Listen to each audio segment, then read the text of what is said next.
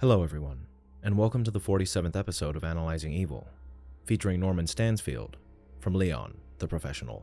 A wicked and psychotic character placed in an already strange and twisted film, Norman Stansfield is a man whose unhinged, wily antics imparts upon us viewers the picture of a madman lost in the inner recesses of his deranged mind, one who operates to the beat of his own drum, a drum that thrums to a tune of insanity that only he can hear. In this video, we'll be examining every little twitch and tick of this amoral madman, a madman that reminds us that evil and depravity can find a comfortable place for themselves under the guise of law, order, and justice. A side note before we begin: if you use Reddit, Discord, Twitter, or Instagram, be sure to join the community or follow me using any of the links in the description, and feel free to check out a link where you can grab some merchandise with the channel's logo on it. Now, without further ado, let's begin. An odd introduction for an odd character. We first find Norman off in his own world, listening to music, back turned as Malky, his associate, interrogates Matilda's father. During this conversation, Malky implores this man not to lie to him, as if he isn't telling the truth, Norman will surely know. Now, in the moment before Norman turns around, I imagine many of us were expecting that Norman was either particularly intimidating, or one of those people who's trained themselves to detect lies by reading another person's speech patterns or body language. However, that's not the case, as apparently, this man has the superhuman ability to detect lies by smelling a person. Considering the fact that Matilda's father is lying, that's obviously not true, and this was meant to be an extremely odd form of intimidation. But it's just that, incredibly odd. And this moment lays the foundation for a character who's only going to display more and more unhinged behavior in every single scene he's featured in. The next day, when Matilda's father doesn't procure the name of the man who cut Norman's dope at the specified time, we find Norman approaching his apartment with a squad of men. However, Norman doesn't need a squad of men. Norman only needs his drug to begin conducting what he calls a symphony on par with the music of Beethoven. Tenderly rattling his felt-lined pill case before popping one in his mouth, Norman proceeds to contort his body in a sort of ritualistic dancer's pose before crushing it between his teeth, his whole body shuddering as the taste of its contents hit his senses. As he slowly draws his head forward, no doubt savoring the come-up of this drug coursing through his system, just before he's about to sow his ensuing chaos, he comments on the calm that surrounds him and his men, savoring the build-up to the performance to come. Interestingly enough, the drug he's taking is called Librium, or benzodiazepine, a type of drug that's used to treat anxiety. Perhaps Norman takes this drug before engaging in a bust or other similar activities to both calm his nerves and give him the boost he needs to go on a rampage. Charging into this man's apartment with absolutely no care for what could be lurking inside, Norman dances through their home, murdering Matilda's mother and her sister, and even moves into the line of sight of his associates without a care in the world as they cower in fear, moving his hands to music only he can hear before he finds her father, bringing his short symphony to an end. Here, Norman has a relaxed conversation with this man about Beethoven with a dead-eyed stare, acting as if he hadn't just murdered his wife and daughter, explaining to Matilda's father that he enjoys the powerful overtures Beethoven is known for, but doesn't particularly care for the lulls that come afterwards, describing them as boring. That's not exactly an out-there opinion to have, but in the case of Norman, along with his actions, this shows us that this is an explosive man, one who enjoys the rush and the adrenaline that comes from situations like these. But once they wear off, it's business as usual, a rather mundane affair that he tries to get through as quickly as possible. Throughout the ensuing turnover of this man's home, Norman remains casual and even silly when talking about Mozart, and this casualness and erratic behavior is part of his blunt and foolhardy personality. But it also comes from a very important fact that we learn later on in the film, the fact that Norman is a DEA agent, and not just any agent, but one who is capable of denying detectives information for an investigation and summoning 200 men to hunt a single man, which gives us the impression that he's incredibly high up on the totem pole, making him a man who can do what he wants and doesn't have to take anything from anybody. Now, this may be the case, but he isn't immune from getting harmed, as we soon find out. And after he's shot, perhaps due to the influence of his Librium, or more likely, just because this is who he is, we find Norman hysterical, but not because he's in pain, but because he's outraged that his fine suit has been ruined. After downing the man who ruined it, It's not enough for Norman to simply end his life after berating him. He proceeds to unload all of the bullets in his gun into this man's body, and after doing so, he moves to reload his weapon so he can riddle this man's corpse with even more bullets, which again could be a drug-fueled action, or not.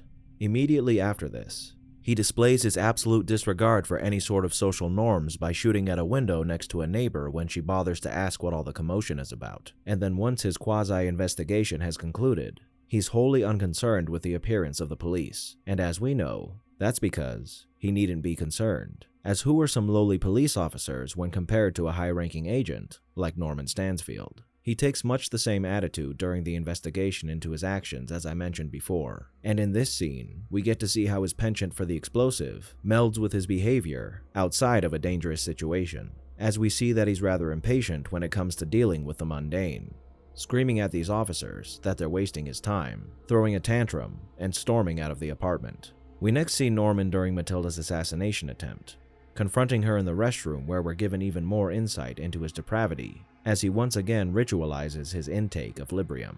He assumes at first that it was the mob who sent Matilda after him, but after discovering that it's a personal matter, he becomes distraught and shaky, though this behavior doesn't seem to be out of any kind of relief or anger, but rather out of a sort of stupefied surprise at the circumstances. When Matilda reveals that he killed her brother, a troubled look comes across Norman's face, his eyes flickering back and forth as he apologizes, which might indicate some genuine remorse. But instead, I believe this moment is Norman expressing his understanding for her situation.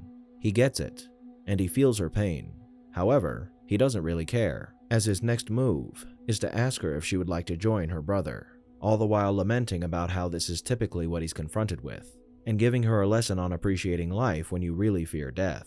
Perhaps this line reveals why Norman is so lax when it comes to dangerous situations. Norman has experienced the fear of death to such a high degree that his appreciation for life overruled and overshadowed it to the point where his fear has been exhausted, allowing him to hold no regard for the safety of himself or anyone else around him, choosing instead a nihilistic approach, as the stakes have already been raised as high as they can go.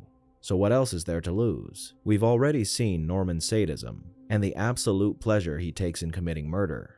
But here, we get a line that shows how utterly sadistic he truly is, explaining to Matilda that he doesn't enjoy taking lives unless the life he's taking is from someone who actually enjoyed living.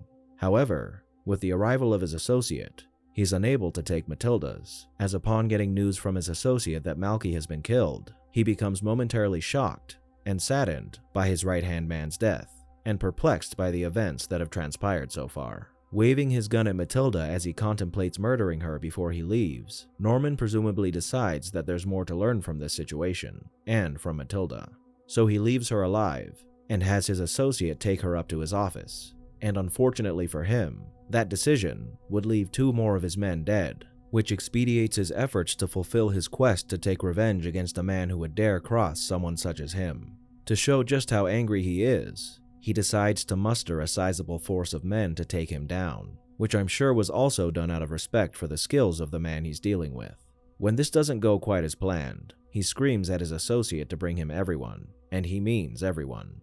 Over 200 men to be exact. 200 men that proceed to invade this hotel with the power of a battalion. In the end, he personally deals with Léon, but at the cost of his own life. A quick act of justice for a man so depraved as he was. And at this end, who was Norman Stansfield?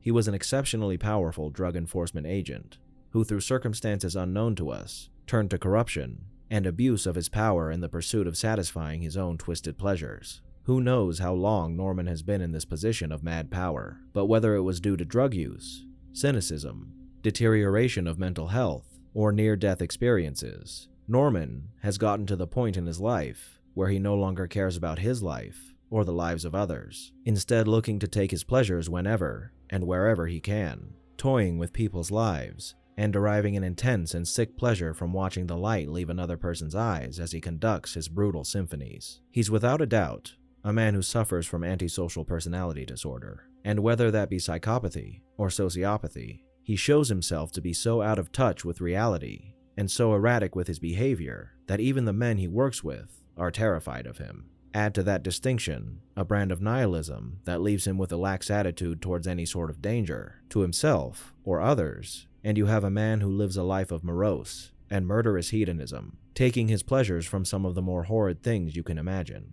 The crimes of Norman Stansfield are likely vast, and what we're given in this film is only a shadow of what a psychotic character like Norman Stansfield is capable of. But what we are given is a display of gleeful cruelty, deranged antics, and pleasure-filled murder that give us a man who's as lost to himself as he is to the world around him, one whose mental state has been rocketed from the realm of sanity to a grotesque land of insane and deranged evil. Thank you all for tuning in to this episode of Analyzing Evil, and I hope you've enjoyed. What are your thoughts on Norman? Did I miss anything? Let me know down below, and leave a suggestion for a villain you'd like to see featured in a future episode while you're at it. If you liked this video and want to see more like it appearing in your feed, click the subscribe button to keep up on the latest episodes, and feel free to leave a like while you're at it. Thank you once again to all of my existing subscribers for your continued and incredible support. If you'd like to support the channel even further, consider signing up as a patron over on Patreon. You can find a link to Patreon down in the description. Thank you to everyone who signed up so far, and a most vile thank you to those whose names you're seeing on screen now.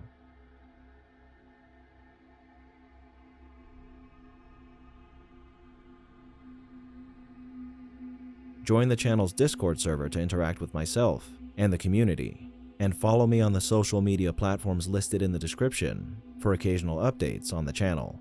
As always, thanks for watching, and I'll be seeing you soon.